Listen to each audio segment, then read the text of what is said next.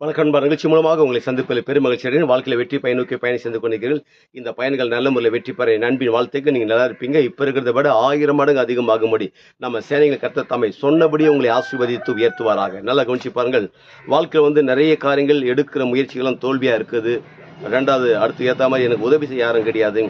பல காரியத்தை நான் மூவ் பண்ணுறேன், நிறைய எதிர்ப்புகள் உண்டாகுது, பிரச்சனை உண்டாகுது என்று நம்ம நிறைய நேரம் எண்ணுவது உண்டு. நல்லா கவனிச்சு பாருங்கள். இந்த பூமியில் வாழ்ந்து கொண்டு இருக்கிறதுனால நீங்கள் நினைச்ச மாதிரி சில நேரங்கள் நடக்காமல் இருக்கலாம்.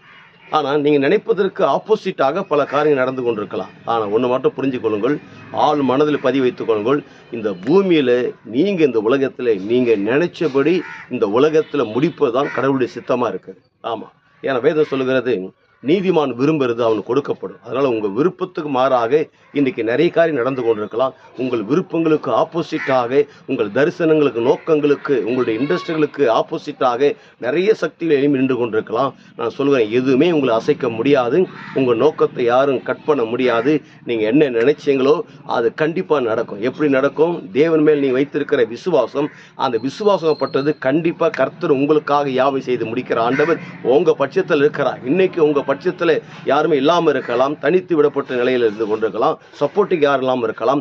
ஆனால் வானத்தையும் பூமியும் சர்வத்தையும் படைத்த சேனைகள் கர்த்தர் உங்களுக்கு சப்போர்ட்டாக இருக்கிறார். அவர் உங்கள் கூட இருக்கிறார்.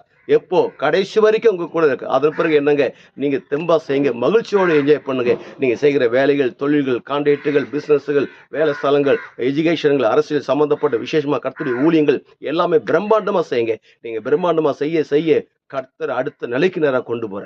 அடுத்த நிலைக்கு வரும்போது அது எப்படி இருக்கும் என்றால், ஒட்டுமொத்த உலக நாடுகளுக்கு நம் ஆண்டவர் இயேசு கிறிஸ்து உங்களை கடன் கொடுக்கும்படியாக வைக்கிறார். நீங்கள் வற்றாத நீரூற்றை போல் இருப்பாய் என்று சொல்லி உங்களிருந்து விடைபெறுகிறேன்.